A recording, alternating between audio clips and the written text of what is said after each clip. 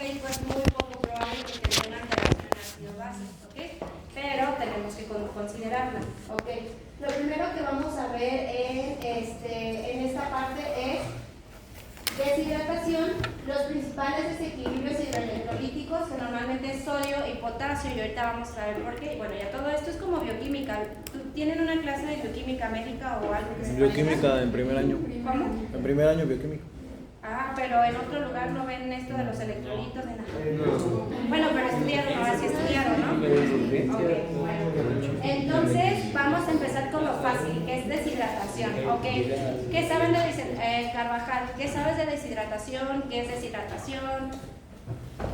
No me tienes que decir como tal la definición, pero ¿qué es lo que entiendes y pues a qué nos vamos a referir? Pues es un estado donde se pierden líquidos y hay un desequilibrio entre...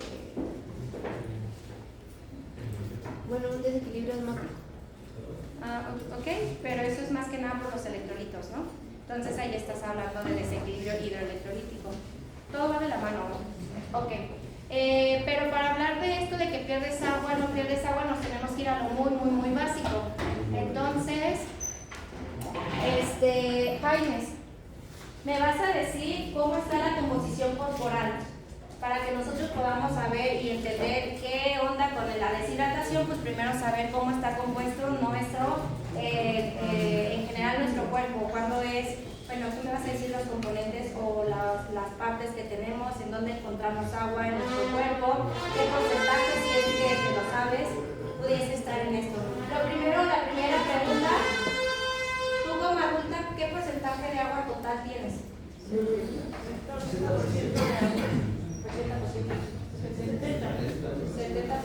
Eso nos haría como gelatina, ¿no? Tendríamos como mucha agua, ¿no? Depende, me tendrías que decir, depende, doctora, porque en los hombres o en las mujeres hay más agua. En los hombres, entonces, ¿por qué en los hombres hay más agua? Porque se supone que tienen más músculo. En general las mujeres tenemos más grasa y los hombres tienen más músculo, y la grasa no tiene tanta, en sus células no tiene tanta composición de agua que como en el músculo, ¿va? Ese es el principal principio por el cual el hombre y la mujer desde un inicio vamos a tener requerimientos diferentes. Punto número 1. Punto número 2, conforme más pequeño eres, más porcentaje de agua tienes. Entonces, en efecto, sí, hay una etapa de nuestra vida en la que tenemos muchísima agua, que casi tenemos el 80 o el 90% de nuestro total, y eso es en qué edad. En recién nacidos. Precisamente esto va enfocado a lo que más adelante vamos a hablar, los grados de deshidratación. Es lo mismo el porcentaje que pierde en deshidratación leve, moderada o severa un niño o un lactante que un adulto. ¿Cómo es esta tabla en diferenciación de lactante y adulto? Pues como hay mayor agua en los... Ok, ¿qué porcentaje debe de perder un lactante para que tú digas tiene una deshidratación leve? 5. ¿Y después moderada? 5 a 10. ¿Y después en la severa? Más de 10. Más de 15, ¿ok? ¿Y en un adulto cómo es esta regla? Es de 3 a 3, de 3 a 7 y mayor a 7. De 3 a 6 y de 6 a 9. Entonces va 3, 6, 9, 5, 10, 15, básicamente. Y eso va a ser, o sea, 5, 10, 15, básica, o sea, llegando a un número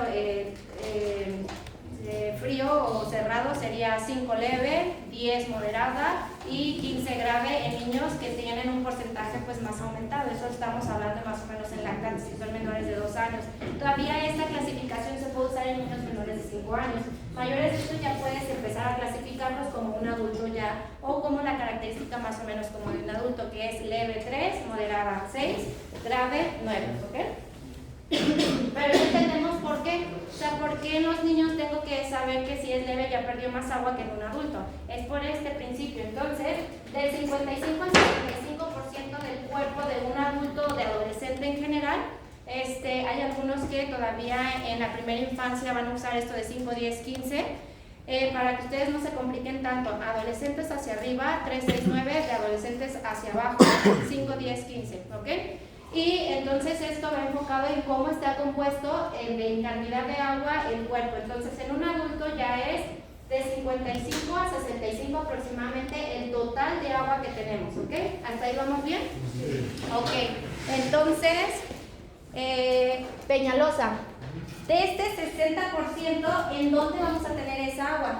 En el líquido intracelular. Exactamente, entonces, ¿qué porcentaje de esta agua va a estar en el líquido intracelular, o sea, dentro de las células? Ok, en general vamos a hablar de adultos para que no se compliquen, porque tampoco es como que estén estudiando un lactante y quita, o sea, como que lo que vamos a hablar es como muy generalizado, ¿va? ¿Cómo está la composición? Si no te sabes porcentajes, por lo menos dime en dónde tengo más agua, ¿dentro de la célula o fuera de la célula? Adentro de la célula, perfecto. Entonces, más o menos, exactamente, más o menos. Entonces, siguiendo esto, ahora vamos a decir, bueno, de toda la cantidad de agua que tengo, desafortunadamente no tengo cómo medir la mayoría del agua que tengo. Entonces dices, ok, me quedo con la extracelular. Pero ahora, Almada, del extracelular, ¿se dividen en más compartimentos o ya toda en donde la encontramos?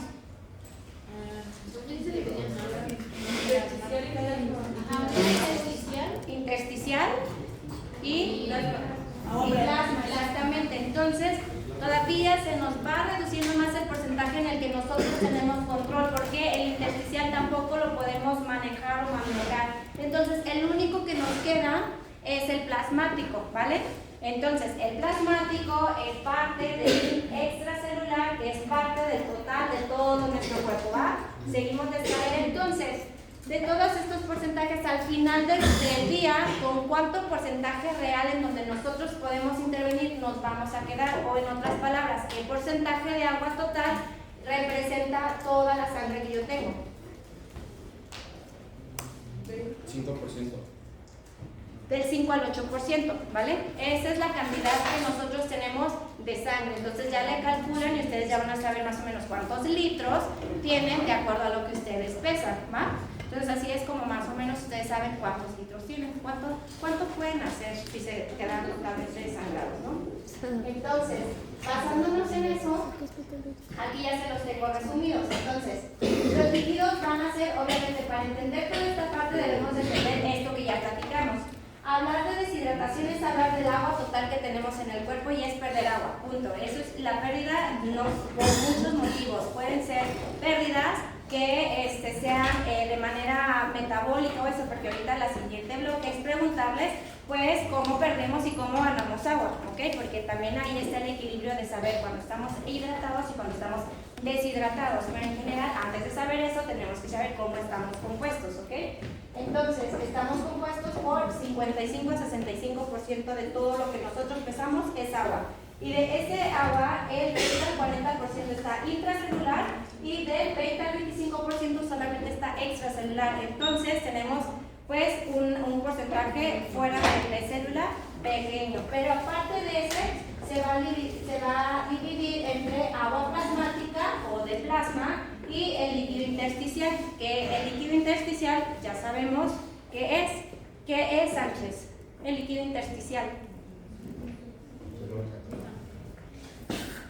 O el espacio intersticial, pues. ¿Qué es? Entre las células, exactamente. Entonces es por donde se andan moviendo. Podríamos decir que son la calle, el bosque, lo que está y que no es como casa como tal, ¿no? Que sería la célula, ¿sale? Entonces es por donde se mueve, vamos. Entonces, bajo esto, entonces sabemos que el agua plasmática, que es lo que nosotros sí podemos maniobrar y manejar un poco, que es donde vamos a mantener, vamos a reponer, vamos a hacer todo este show de la deshidratación, va a ser solamente un aprovechamiento del 5 al 8%. Dicho esto, ahora vamos a irnos al siguiente bloque, ¿ok? De esta agua que queda fuera de la célula, dentro de la célula vamos a tener pérdidas sensibles y pérdidas insensibles. ¿Por qué es importante hablar de pérdidas sensibles y pérdidas insensibles, Carlos Bajado? Para ver la gravedad. Porque las insensibles son las que podemos medir en heces, en orina, las insensibles son las que podemos medir. Exactamente. Entonces, por ejemplo, en las insensibles, ¿qué sería? Ok, todo eso y aparte la tasa metabólica que cada uno tenga, ¿no? Entonces, de acuerdo a esto, nosotros tenemos que balancear tanto las pérdidas sensibles como insensibles. Entonces, de ahí es el motivo en el por qué. Entonces, normalmente nosotros, ¿por qué pérdida podríamos deshidratarnos o perder más líquido? Por la sensible, ¿no? Entonces es la que podemos medir, afortunadamente, porque si no, pues cómo haríamos todos estos requerimientos, ¿no? Afortunadamente tenemos cómo medir la orina, cómo medir las heces fecales, en este caso la diarrea o esto que el bebé tenga, ¿no? Y para esto, entonces nos vamos a ir al tratamiento, ¿no? Independientemente de la fisiopatología, ya sabemos que por lo menos tenemos cómo más o menos saber qué tanto le voy a meter de líquidos a mi bebé y entramos a los planes de hidratación, ¿no? ¿Alguien se sabe los planes de hidratación? ABC. ¿El A en general en qué consiste? Preventivo, exactamente. El A es preventivo y ese es el que todo el mundo damos en la consulta. Por cada vómito, por cada diarrea que tenga su bebé, de acuerdo a la edad que tenga, menores de 1 año, tienes que ofrecerle 75 mililitros de solución de suero Vidal o de electrolitos pediátricos y que se lo tome en menos de media hora. Con eso estás como que dándole lo que está perdiendo, ya sea por el vómito o por la diarrea. En mayores de 1 año lo que le dices es más o menos 150 mililitros por cada vómito o diarrea. ¿Qué estás haciendo? Previniendo que no haya estas alteraciones ni de deshidratación ni de electrolitos, porque muchas veces las mamás llegan y dicen, no, le he dado un buen de agua, doctora. Pues sí, agua sí, pero electrolitos no, y cuando se vomita, cuando tiene diarrea, pierde también estos componentes y es importante sí o sí el compensar lo que está tirando con electrolitos, ¿va? Entonces por eso es bien importante, punto número 2, de hidratarlos con electrolitos en lugar de agua pura o té de manzanilla o estas situaciones, ¿ok?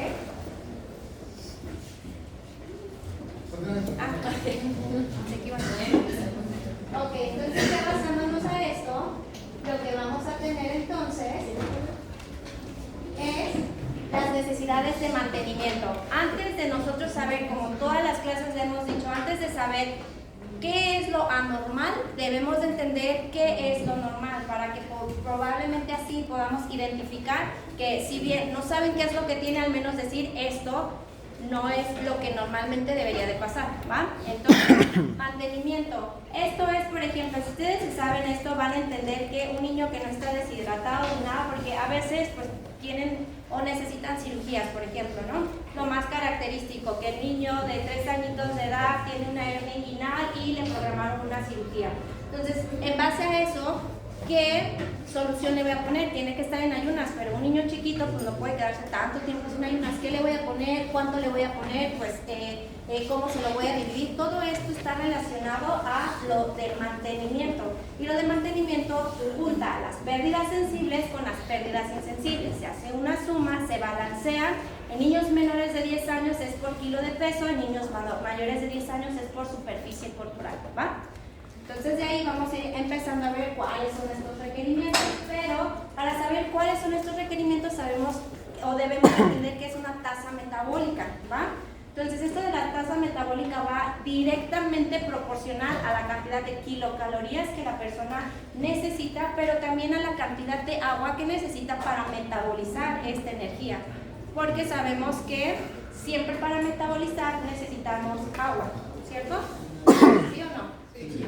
Por ejemplo, en el ciclo de Krebs, ¿qué sale además de agua? Exactamente. Entonces es importante que te hidrates. Entonces, otro punto que deben de ver es, si yo no tengo una buena hidratación, no voy a tener un buen metabolismo. Entonces va a empezar a fallar todo, ¿ok?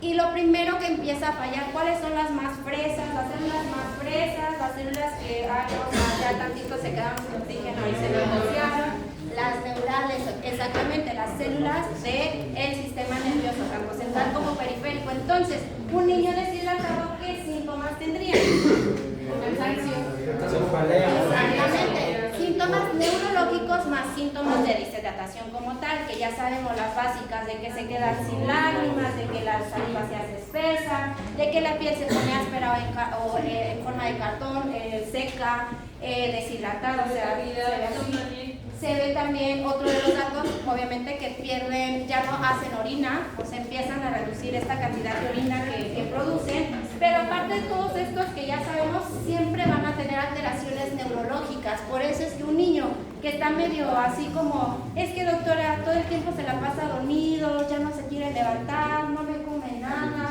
y pues lleva como 4 o 5 vómitos y pues lo que me ofrece le he dado, ¿cómo se llama el que es como Coca-Cola con manzana, refresco de manzana con bicarbonato y Coca-Cola y no sé qué? ¿Cómo? Sí, ¿Coca-Cola con muchísimo bicarbonato? la presión osmótica de por sí jálanle más agua a la célula para que de plano me la deshidrates por completo. ¿Y qué me puede pasar si estoy muy deshidratado? ¿De la célula? En la célula, O sea, en la neurona, si la neurona se deshidrata. se deshidrata, exacto. Es la mielosis continua, ¿no? Eso es relacionado a que exactamente.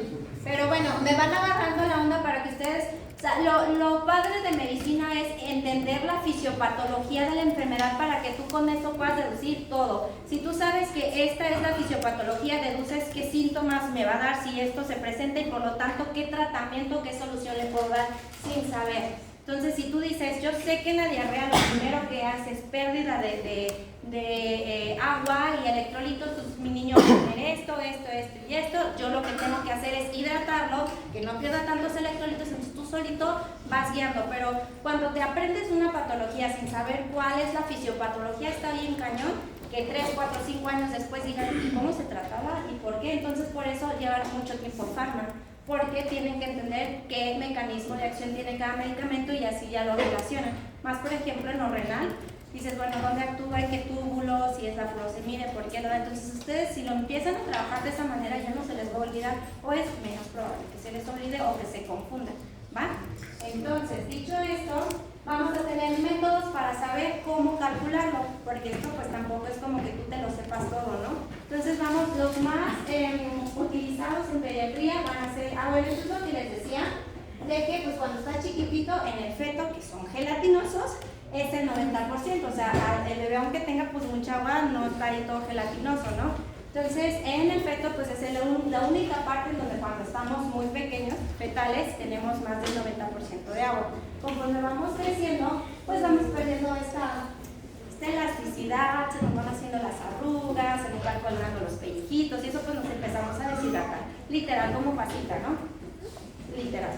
Entonces, pues ya cuando estamos más acá, pues como el 50, 48% de agua, o sea, ya menos de la mitad de lo que normalmente tenemos, ¿ok?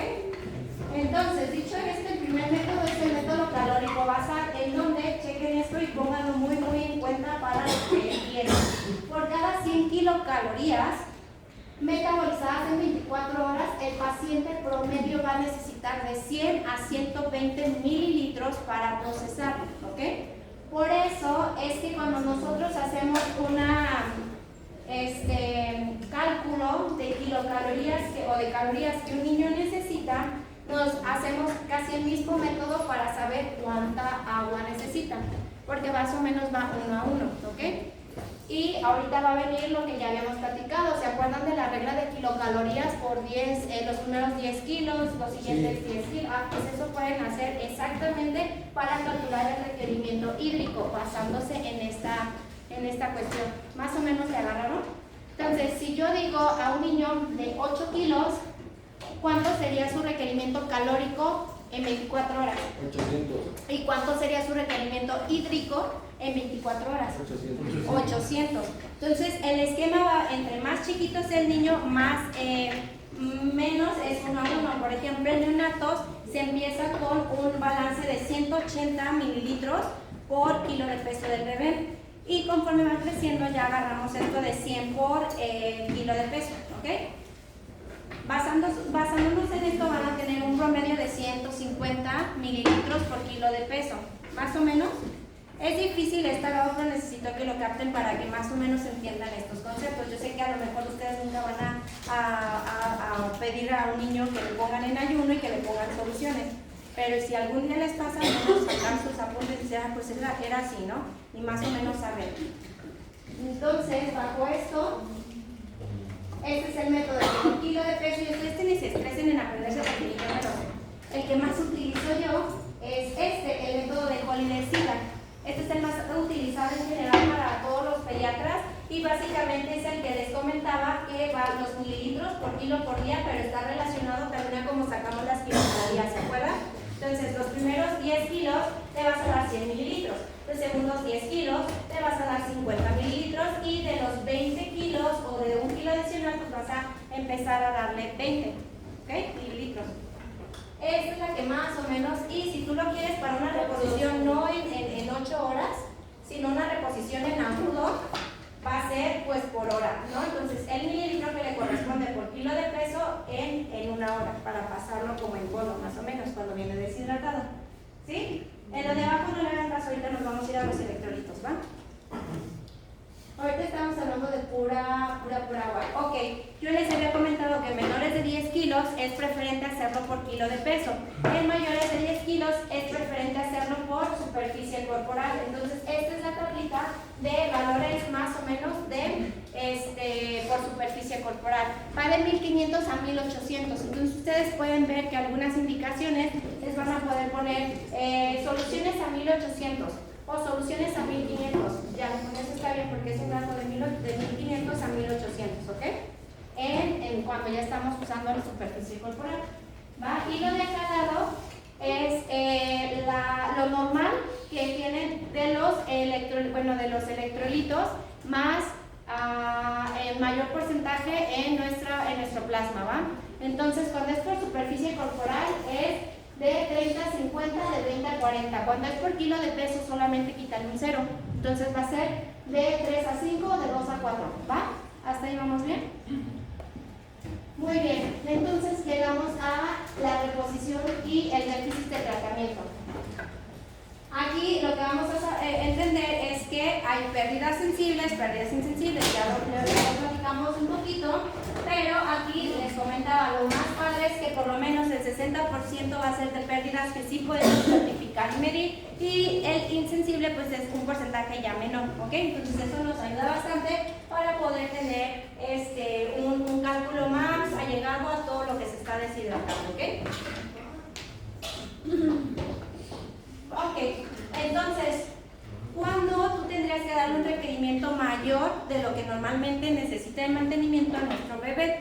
Esta es una tablita en donde más o menos debemos de entender que no, en pediatría no se generaliza nada, todo se individualiza, porque podemos tener condiciones en donde de esto que yo les estoy diciendo, que el requerimiento basal y todo puede o subirse un poquito más, porque lo va a necesitar, por ejemplo, en algo que ya vimos nosotros, fototerapia, ¿se acuerdan en qué será? Ajá, hiperbilirubinemia neonatal normalmente, entonces ahí, es que la fototerapia como tal actúa en piel, entonces actúa en que te evapora un poquito más el agua que está de piel, entonces lo que hace ahí es deshidratarte un poquito más, y eso significa que en esos niños, por ejemplo, sus requerimientos a lo mejor no lo vas a poner a 150, como les dije, lo vas a poner a 180, por ejemplo, ¿no? Un 10% mayor de lo que le corresponde. Pero también vamos a tener otros en donde los requerimientos van a ser mayores, ¿no? Por ejemplo, menores. Entonces, por ejemplo, niños que están en temperaturas y osmolaridades, y todo ya lo tiene por fuera, con la humedad de la incubadora, por ejemplo, lo tiene frío, entonces ya no es necesario subirle los líquidos hasta 180, ¿va? Porque esa reposición insensible que pierde ya se está reponiendo por el medio en el que se encuentra, que es la humedad, ¿vale?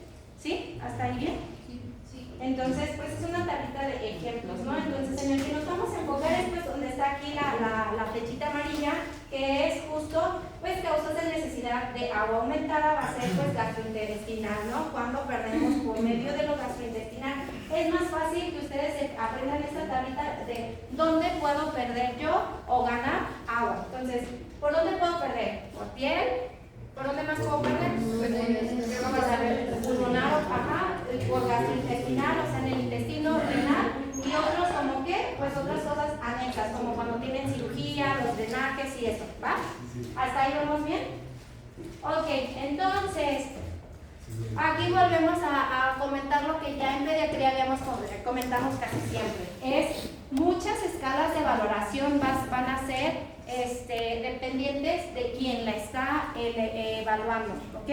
Entonces, deshidratación no está exenta de esto, o sea, esta también es una escala cualitativa, ¿ok? Y puede tener un margen de error, pues dependiendo de quién esté evaluando al paciente, de qué tanta experiencia tiene para saber identificar de manera temprana estos datos de deshidratación, ¿ok? Entonces, de acuerdo a esto, pues vamos a tener síntomas que el bebé nos va a dar, síntomas muy evidentes de deshidratación o pérdida o falta de agua, y otros, como ya les había dicho, a nivel neurológico, que si bien no lo podemos observar cómo está la célula deshidratada, sí podemos observar que por los datos neurológicos que me da, seguramente mi neurona ya está sufriendo, ¿ok? Ya tiene estas alteraciones de salida, entrada o alteraciones en los electrolitos y en el agua, ¿ok? Entonces, pues vamos a tener, siempre se explora el niño o el paciente en general. ¿Cómo es la exploración? Cefalocaudal. Entonces, para que también no se les vaya muchos datos de una deshidratación, pues siempre desde arriba. Habíamos dicho que la fontanela se estudia en qué niños, en qué edades, de qué edad a qué edad. Hasta 28 días. ¿Cuándo se cierran las fontanelas? Más o menos. La anterior, que es la más grande, que es la que normalmente tocamos, y fontanelas, acuérdense que ya les he dicho como mil veces, luego me ponen a niños de 3 años con fontanelas normotensas. Pues a esa edad ya se cerraron, se cierran a lo más al año 8 meses, ¿ok?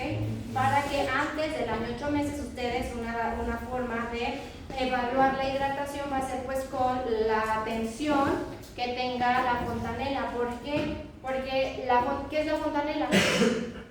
¿Qué es la fontanela? Villasaña. ¿Qué es la fontanela? Es el No, Villasana. como la capa de la piel que está aquí entre la unión de los huesos. ¿Es el espacio que queda entre las estructuras de los huesos del cráneo? Exactamente, es un espacio que está solamente compuesto por membranas, o sea, literal, lo único que tú vas a tener entre el cerebrito del bebé y el exterior son milímetros de capas, que es entre la piel cabelluda y todas las capas que tenemos de la epidermis, bla, bla, bla, el periósteo. Eso es lo único que cubre la zona de la fontanela, porque no tiene hueso. Entonces, es una forma indirecta de saber qué tan tenso tenemos el líquido cefalorraquídeo, porque si bien no lo podemos medir, pero sí, cuando tenemos una deshidratación, todos los líquidos extracelulares van a bajar, ¿ok? Entonces, una forma indirecta de saber qué tan hidratado está es saber qué tanto líquido tiene. Si tengo mucho líquido, pues va a estar más tensa. Si tengo menos líquido, va a estar más hundida. Por eso es que decimos fontanelas hundidas, ¿ok? Y la fontanela siempre se revisa con el niño sentado, no acostado, porque cambia la gravedad. Si tú lo acuestas, lo más seguro es que la gravedad pues tenga como a tender a normalizarse a lo mejor la tensión de la fontanela, ¿ok? Sentado se revisa. Entonces, fontanela anterior deprimida. ¿Por qué la anterior? Porque es la que se cierra. Se cierra hasta después, y aparte más normalmente grande. la posterior es puntiforme, siempre que se cierra como a los 4 meses, entonces es puntiforme y ahí pues de modo que digas está tensa, o sea, no se puede explorar. Apenas si le pasas como en forma de sobar la parte de atrás del occipital y medio identificas dónde está la fontanela, pero ni de suerte puedes introducir un dedito o algo para saber tu tensión. Entonces donde sí puedes pues es en la anterior, ¿va? Entonces vamos a tener fontanela anterior deprimida, ojos hundidos, se ven como ojerosos los niños, vamos a tener piel, mucosas y todo muy pálidas, secas, la saliva se pone como muy áspera, color blanquecina o filante como la llamamos. Obviamente vamos a tener llanto sin lágrimas, por ejemplo. Vamos a tener también lo que tenemos, el tono del grisáceo, pues es lo que nosotros es como si estuviera ceniza. Para que no se escuche en los libros así como piel ceniza, pues es una piel grisácea, por eso de la falta de hidratación. Y también un signo característico es el del lienzo, ¿no? Este signo, ¿a qué grado de deshidratación se empieza a visualizar? No, moderado, a partir del moderado. Entonces, también muchos dicen, no está hidratado porque nada más se agarran el pliegue y ya como se vuelve a regresar, pues no está deshidratado. Ese dato empieza a presentarse a partir de cuando ya tienes más o menos un 10% o un 6% de deshidratación. Entonces, ya es un signo tardío hasta cierto punto, ¿no? en el que se va a presentar. No esperes que de manera inicial esto se vaya a presentar, ¿ok? Y bueno, aquí para determinar el grado de deshidratación, más o menos, o más bien la cantidad que se está perdiendo de agua, pues esta es la fórmula, la constante, ¿no? El porcentaje que tú consideras de acuerdo a los síntomas y signos que valoraste, por 10 por kilo te van a dar los mililitros que en teoría perdió el bebé. Esa es una constante, el 10, ¿va? Entonces, aquí ya tenemos lo que les comentaba. Entonces, en lactantes 5, 10, 15, leve, moderada y grave o severa. En adolescentes 3, 6, 9 o en adultos también. Lo que te va a dar más o menos a nivel neurológico estos síntomas. En leve, que es lo que esperas tú ver en el niño, moderada y en grave, que es lo que empiezas a observar en un niño. Deshidratado depende del grado de deshidratación, ¿ok? Lo otro son los signos y síntomas, que aquí lo más característico es que pues normalmente siempre se nos hace bien difícil realmente estipular bien si es leve o si es moderado, y ya cuando es severa casi está a un paso del choque. Entonces básicamente es cuando les repones a bolo y haces todo este drama, ¿no? Normalmente quienes se deshidratan así. Puede ser con una diarrea muy intensa en niños chiquitos, pero también los que tienen cetoacidosis diabética también pueden tener este tipo de deshidrataciones en donde tienes que ponerles bolos en cantidades siniestras porque pues están deshidratados porque tienen mucha glucosa en sangre, entonces están jalando y empiezan bien estuporosos los niños y todo, empiezan con datos, ni siquiera a nivel físico se ven los datos en esos niños se ve más neurológico porque se está deshidratando la célula, no como tal ellos, porque está jalando por la osmolaridad que tiene la glucosa, lo que hace es jalar agua de la célula y empieza a secar la célula, entonces pues la célula empieza a disfuncionar porque no tiene un buen proceso metabólico basal calórico, ¿va? ¿Sí? ¿Más o menos? Sí. Entonces, lo más importante o el tip que les podría yo dar es, bueno, es que todos los síntomas están, pero para que tú identifiques entre un síntoma que es leve o una deshidratación leve a moderada, lo que te podría dar como esa pauta sería el llenado capilar, ¿ok? Entonces, más o menos por el llenado capilar puedes empezar a decir, pues será leve, será moderado, será grave, ¿ok? Cuando tiene un llenado, y obviamente, ojo con esto, porque muchas veces ponen llenado capilar de 3 segundos, eso significa que ya está en un estado casi de choque, ¿ok? Entonces también para que pongan ustedes atención también en la forma de explorar, pues el llenado capilar está relacionado mucho al grado de deshidratación, ¿ok?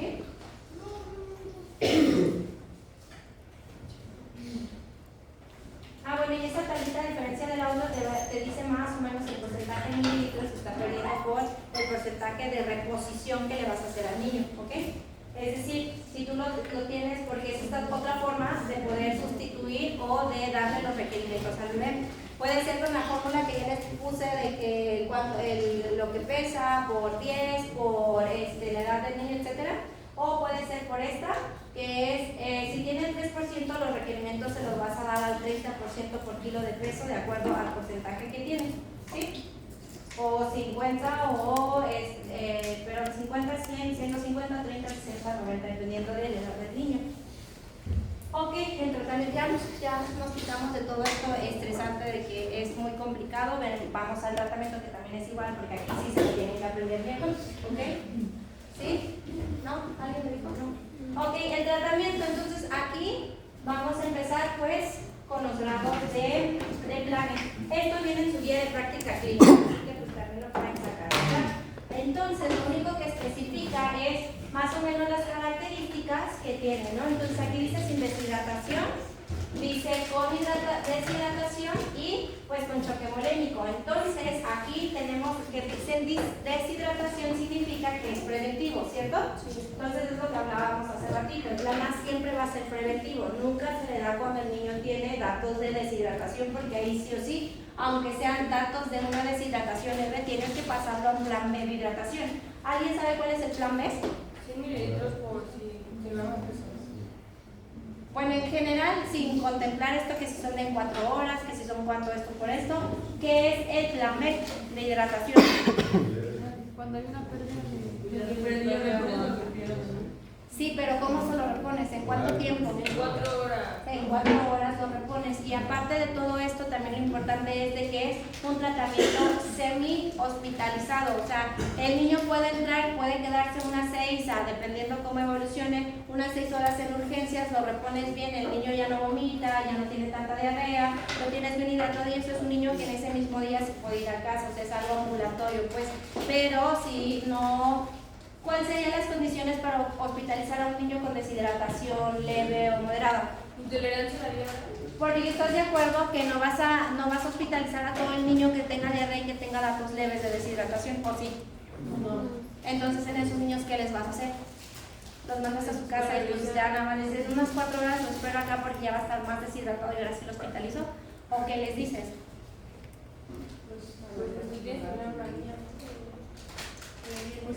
No, otra vez básico, planes de hidratación, ok, yo voy a estar frente a un niño de deshidratado, ¿qué voy a hacer? O sea, ¿qué le voy a hacer? Entonces, lo primero que tiene que venir a tu mente es, a ver, sabemos que los únicos niños que se van a su casa sin ninguna intervención son aquellos que no están deshidratados. Este niño está deshidratado, definitivamente no lo dejo ir, pero también está deshidratado leve, ¿qué puedo hacer? Entonces, en esos niños les pones el plan B de hidratación. Esos niños no se hospitalizan, pero se reponen en el hospital o en donde tú estás. Tú tienes que ver que ese niño se salga del consultorio sin deshidratación, porque lo más probable es que ese niño te vaya a regresar horas después ya más deshidratado. Entonces te van a echar aquí la culpa de que es que en la mañana vine y el doctor, no sé, Pedraza, la doctora Pedraza me dijo que chido, tómale, dale los electrolitos y pues suerte, pues ya no te tengo que hacer nada. Y pues es que yo vengo, doctor, porque sigue vomitando, no me tolera nada y pues ya lo veo ya bien decaído. Entonces lo revisas y dices, pues ya tiene una deshidratación moderada, entonces ahora sí, plan de hidratación. Entonces desde leve se mete a plan de hidratación, ¿va? ¿Cuál es el plan de hidratación? Pero no se hospitaliza, o sea, quiero que contemplen eso de que no, la doctora dijo que ya se tenía que quedar a observación mío, no, solamente lo repones y a su casa, ¿ok? Con datos de alarma de deshidratación. Entonces, ¿cómo lo vas a hacer? Bueno, esto es para que ustedes sepan más o menos la composición del suero oral. Creo que eso se lo piden, se lo piden en el ENAR. Ajá. Entonces, pues nada más para que lo tengan contemplado. Entonces, los planes de hidratación. Plan A es preventivo. Entonces, aquí es donde decimos, señora, su hijo que no tiene datos de deshidratación, tiene un poquito de vómito, está con diarrea, pero me tolera la vía oral, porque otra cosa de hospitalización o de mantenerlo un poquito en observaciones, que aunque no me tenga deshidratación, todo lo que come, todo lo vomita. Entonces, ese niño lo más seguro es que vaya a desarrollar deshidratación. Entonces, ¿qué tengo que hacer yo? Darle un medicamento para que la tolerancia o la vía de tolerancia a la hidratación, o lo que nosotros decimos es, está aquí por intolerancia a la vía oral, lo que tengo que hacer es pues que tolere la vía oral para que se vaya, ¿no? Porque no puedo dejar ir a un niño que no tiene tolerancia a la vía oral, porque aunque no tenga datos de deshidratación, me los va a dar, y menos en un niño menor de 2 años. Los niños se tienen que ir comiéndose su gelatina literal de ahí de su consultorio. Entonces lo que ustedes tienen que hacer es pasarlo a la tolerancia a la vía oral. Entonces lo que se hace normalmente se les pone un procinético, se les deja un reposo gástrico por lo menos de media hora y iniciamos con electrolitos pediátricos para que me tolere esto. Si esto no lo vomita, ya le hicimos, entonces se va a su casa y empezamos con plan A de hidratación. Señora, ya tolera bien los alimentos, esperemos que de aquí adelante siga tolerando adecuadamente, sin embargo puede seguir presentando vómitos y diarrea. Las características deben de ser independientes del alimento, es decir, si usted ve que sigue vomitando cada vez que usted le da alimento, tiene que volver a acudir acá, es un dato de alarma. Pero si vomita, a lo mejor ya comió 3-4 veces y solamente le vomitó una vez, ok, esa la tiene que hacer usted en casa. Esa reposición no es reposición porque no está deshidratado, pero es preventiva. Entonces, en niños menores de 1 año, 75 mililitros vía oral y lo tienes que reponer en media hora para que sea efectivo, ¿va?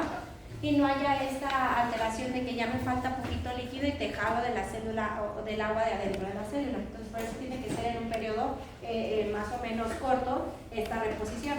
Pero si es mayor de 1 año, puedes darles exactamente 150. Cuando ya es adolescente, yo les digo una tacita a cucharadas o a traguitos.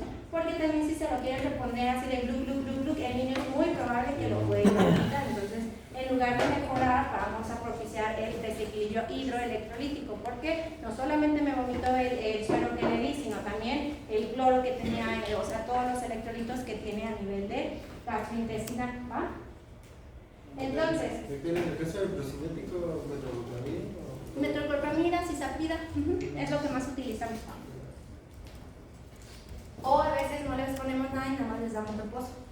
Que pues ahí el cuerpo es sabio y que el cuerpo empiece a trabajar. Porque también es otra cosa que le debes de decir a tu mamá, o sea, esto que te estoy dando no te va a quitar al 100% el vómito, pero te lo va a disminuir, o sea, puede seguir teniendo diarrea, pero tiene que tener menos, o sea, el objetivo de aquí es que no te me deshidrates, punto, ¿ok? Y bueno, y no te me desequilibres en lo demás. El plan de hidratación entonces es, lo meto a observación, ¿por qué? Porque va a durar de 2 a 4 horas, por lo menos ese niño tiene que estar de 2 a 4 horas allí en observación continua, ¿no? Y aquí es donde tú le vas a poner, de acuerdo a la edad del niño, lo que le vas a estar ofreciendo. Y esto se lo vas a fraccionar más o menos en 8 dosis. Y esas dosis se los vas a estar dando cada 30 minutos con una buena tolerancia a todas las tomas y con una buena, y pues completo, ¿no? Y obviamente con una buena respuesta en cuestiones de los síntomas de hidratación o deshidratación que traían, ¿ok? Se tienen que quitar porque no se puede repetir, no se puede deshidratar del niño, ¿va? Entonces, en base a esto, pues ustedes ya lo checan más o menos, si es de menos de 4 meses, etcétera. Obviamente va a ser entre más pequeña está, pues menos cantidad le vas a ofrecer por cada toma, ¿ok? ¿Qué vas a hacer si tu niño no te tolera el plan B de hidratación, no está tan deshidratado para pasar al plan C de hidratación? ¿Qué vas a hacer? ¿Cuál es la otra forma de hidratar al bebé sin pasar al plan C? Con leche materna. No, porque tu vía oral no te la está tolerando, al menos en gramos. ¿Qué otra opción hay para hidratar al bebé? O sea, si no es por vena es por vía oral, ¿no? Pero si yo se lo estoy pasando a que lo trague y no lo traga, sonda nasogástrica. Eso es lo que tienes que hacer. Entonces, si el bebé me está vomitando todo antes de canalizarlo, porque si lo canalizas casi pues ya se quedó hospitalizado y pues ya, o sea, no lo voy a descanalizar y canalizar a todos los ratos, entonces le pongo una sonda nasogástrica y por ahí le estoy metiendo toda la cantidad de hidratación que se necesita antes de pasar. O sea, sinceramente esto es lo que se planifica en las guías de práctica clínica, pero en la práctica la realidad es que ya nos pasamos ahí a canalizarlo. O sea, ya no nos estamos esperando a traumatizar más al niño, mejor lo canalizamos y ahí ya lo dejamos en observación y que al día siguiente se vaya. Entonces, eso es lo que normalmente hacemos en un lugar en donde está, ¿ok? Donde tenemos la oportunidad de hospitalizarlo, de canalizarlo, de observarlo toda la noche, de hacerle los estudios, etcétera, etcétera. ¿Okay? ¿Cómo vas a ver al niño que va bien, que todo que está bien? Entonces, pues vamos a ver que los signos vitales no tienen que estar alterados, ¿ok? Ya mejoren, ¿ok? No tenemos que tener taquicardia, bueno. Ya saben los signos, qué es lo que te va a dar cuando estás deshidratado, cuáles son los signos vitales. ¿De dónde están alterados?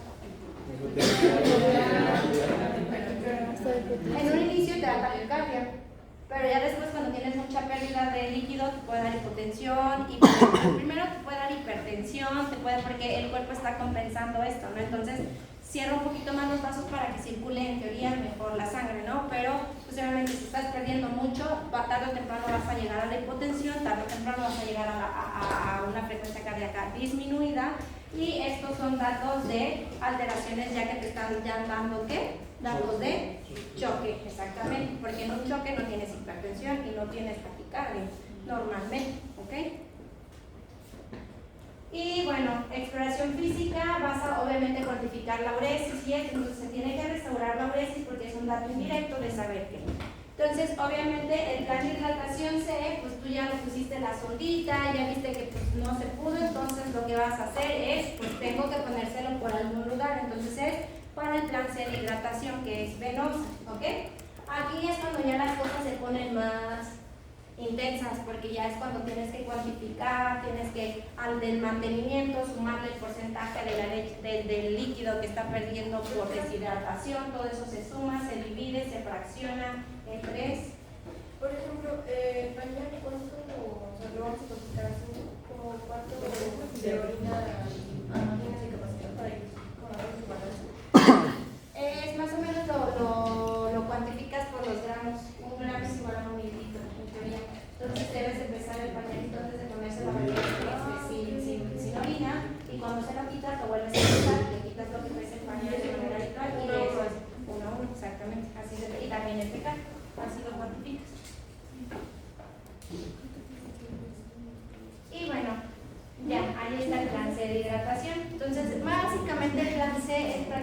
cuando tu bebé ya está como en datos de choque o que ya le falta poquito para chocarse.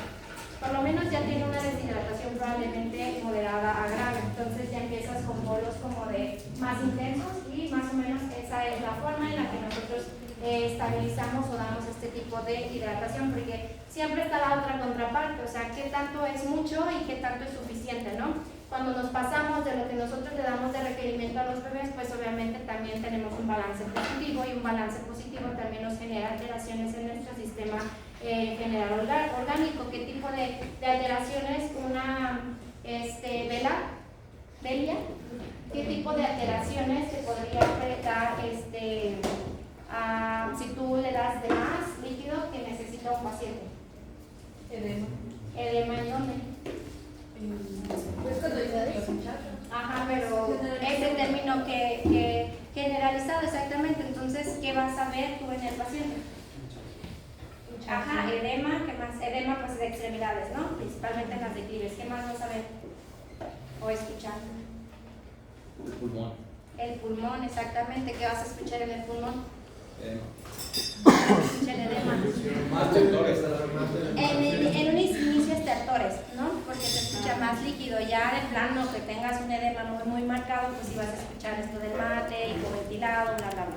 Pero en general esos son datos que tú tienes que estar cuidando. Entonces, una forma de la exploración física, cuando tú estás reponiendo, a pesar de que hayas hecho los cálculos perfectos y que tú digas no hay manera de que se me enchaque, tienes que de todos modos revisar al bebé de que no tengas datos de balances positivos. Y por eso es que en estos niños cada turno, o por lo menos cada de 3 a 6 horas, tienes que estarle haciendo los balances, cuánto le entró, cuánto le salió, hago mi balance y tiene que estar normalmente neutro. Entonces, cuando tú tienes un balance neutro, no tienes datos de deshidratación y tampoco datos de encharcamiento, ya dices tú, ya soy un máster en hidratación. Pero normalmente siempre pasa, ¿no? Cosas. Estas son consideraciones, ¿ok? Siempre considerar los líquidos de mantenimiento más el déficit de agua si están deshidratados, ¿ok? Siempre sí o sí. Es cuando nosotros le decimos, hay que tomar electrolitos aparte de todos los líquidos que él toma de manera habitual, ¿ok? O sea, no se tienen que modificar los que normalmente ellos toman o lo que normalmente ustedes les ponen como mantenimiento. En el plan hay como un mínimo de lo que se puede quedar hospitalizado. Eso va enfocado directamente a qué alteraciones tengas con el bebé. Normalmente cuando tienes plan C es porque ya tienes alteraciones a nivel de ciclos vitales, a nivel de equilibrio electrolítico, y a veces no es tanto por la hidratación. Normalmente la hidratación la mejoras en menos de 48 horas. Lo que no mejoras en menos de 48 horas son los datos de ácido base o de equilibrios hidroelectrolíticos. Entonces normalmente los niños se quedan hospitalizados más porque están reponiendo esto del balance de sodio, potasio y que todo esté bien, porque ahí es donde nosotros nos atoramos todos. Y si supongamos ya lo estabilizo, los dos parámetros en observación se queda automático. Normalmente tú lo que haces es como tienes un tratamiento de 4 horas, lo que puedes hacer es tomar estudios de inicio cuando empezaste, por ejemplo, el plan B. Todo está bien, ya no tiene datos de deshidratación, pero corroboras que tampoco tenga datos de desequilibrio hidroelectrolítico. Y si todo está normal, ya va para afuera. Pero si está normal, pues es un dato, era lo que yo les decía, en qué planes B de hidratación se queda hospitalizado el bebé. Intolerancia a la vía oral, o sea que digas, sí está hidratado, sí te hidrató, pero sigue sin tolerar la vía oral, se me va a volver a deshidratar, mejor déjalo.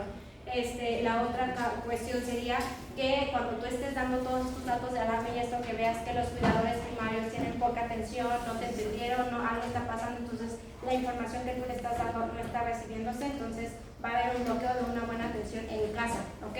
Entonces ese es el número 2. El número 3 es que el niño viva muy lejos y que aunque no tenga datos electrolíticos y esto, para que cuando regrese acá probablemente se pueda llegar a complicar más, entonces mejor preferible dejarlo, ¿ok?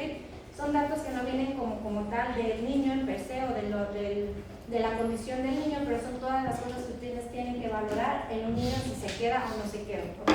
Y obviamente, pues si tiene alteraciones de ácido base o electrolíticas, pues aunque esté bien hidratado se tiene que quedar porque se tienen que mejorar estas, ¿ok?